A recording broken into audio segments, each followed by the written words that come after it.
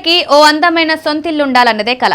కానీ ఇంటి ధరలు పెరుగుతుండడంతో ఈ కల చాలా మందికి కలగానే మిగిలిపోతోంది.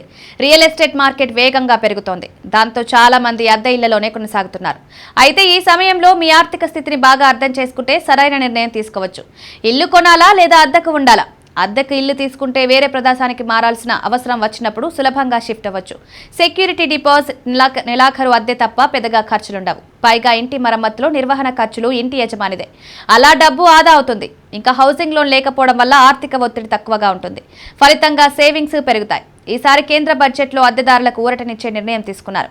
అద్దెపై టీటీడీఎస్ వర్తించే వార్షిక పరిమితిని 2.4 లక్షల నుంచి 6 లక్షల వరకు పెంచారు. దీనివల్ల పన్ను భారం తగ్గుతుందని, అద్దె లావాదేవీలు సాఫీగా జరుగుతాయని నిపుణులు చెబుతున్నారు. మీ వద్ద తగినంత డబ్బుంటే ఇల్లు కొనడంలో ఎన్నో లాభాలున్నాయి. ముఖ్యంగా దీర్ఘకాలంలో ఆస్తి విలువ పెరగడం, సంపద పెరగడం పెద్ద ప్రయోజనాలు. గృహ రుణం తీసుకుంటే పన్ను మినహాయింపులు లభిస్తాయి. ప్రిన్సిపల్ చెల్లింపుపై 1.5 లక్షల రూపాయలు, వడ్డీపై 2 లక్షల రూపాయల వరకు ఆదా అవుతుంది.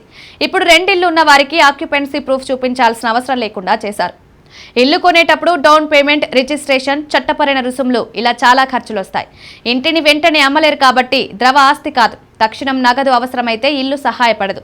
మన ఆర్థిక పరిస్థితి ఎలా ఉన్నా మంచి ఇంట్లో ఉండాలని కోరుకుంటాం. కానీ ఇక్కడ కోరిక వేరు, మన నిజ జీవితం వేరు అనే విషయం గుర్తు చేసుకోవాలి. ఆర్థిక పరిస్థితిని బట్టి మీకు ఏది బెస్ట్ అన్న నిర్ణయం తీసుకోవాలి. తరచూ మారే ఉద్యోగాలు, తక్కువ ఖర్చులు కావాలనుకునే వారికి అద్దె మంచిది.